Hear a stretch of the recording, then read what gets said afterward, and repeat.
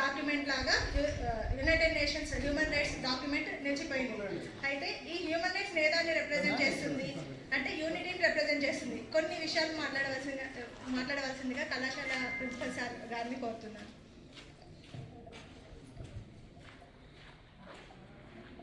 అందరికీ శుభోదయం. డిసెంబర్ 10 అంటేనే మానవ హక్కుల దినోత్సవం, హ్యూమన్ రైట్స్ డే అని మనకు యునైటెడ్ నేషన్స్ 1948లోనే డిక్లేర్ చేయడం జరిగింది.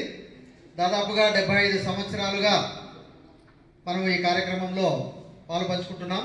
మన దేశంలో మానవ హక్కుల పైన ప్రత్యేకమైనటువంటి ఒక శాఖ కూడా ఏర్పాటు చేసుకోవడం జరిగింది కేంద్ర ప్రభుత్వం.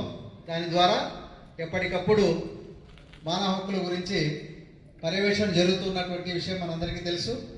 సో ఇక్కడ ప్రతి ఒక్కరూ గమనించుకోవాల్సింది ఏంటంటే, పక్క వ్యక్తి యొక్క హక్కులను మనము గౌరవించాలి. అదే మన కుటుంబంలో కావచ్చు, మన సంఘంలో కావచ్చు, మన కళాశాలలో కావచ్చు, పక్క వ్యక్తి యొక్క హక్కులను మనము గౌరవించడం అనేది నేర్చుకోవాలి. సో అప్పుడే మానవ హక్కులు బలపడతాయి. ఎవరు అనుకున్న హక్కులు వాళ్ళకు సాధించుకోవడానికి సాధ్యమవుతుంది. తద్వారా కమ్యూనిటీ అంతా కూడా బాగా డెవలప్మెంట్ బాగా జరుగుతుంది. తద్వారా మీ అందరూ కూడా ప్రజాస్వామ్యంలో నేషన్ డెవలప్మెంట్కి మీ అందరూ కూడా తోడ్పడగలరని నేను ఆశిస్తున్నాను. థ్యాంక్ యూ అన్నారు.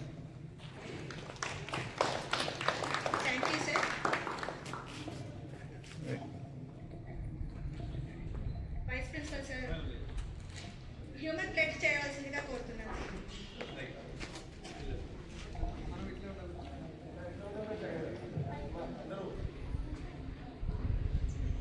Human Rights Day pledge. Human Rights Day pledge.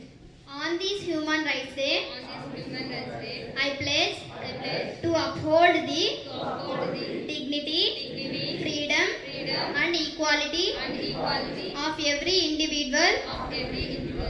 I will respect the rights of all people, regardless of their caste, creed, religion, gender, language, or background.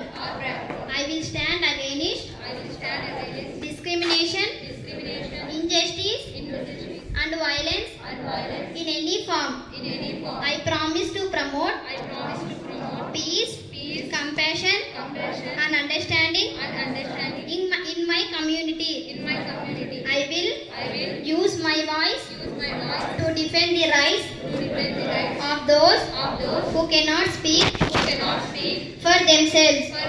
Together, we commit to building a world where human rights are protected, honored, and celebrated for all. చేతులు పట్టుకోండి.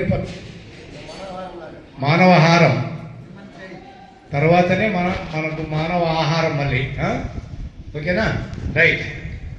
అందరూ చెప్పమ్మా. Unity, human chain యూనిటీని represent చేస్తూ డిస్క్రిమినేషన్కి అగెనిస్ట్గా ఉంటాము అని represent చేస్తుంది అనమాట.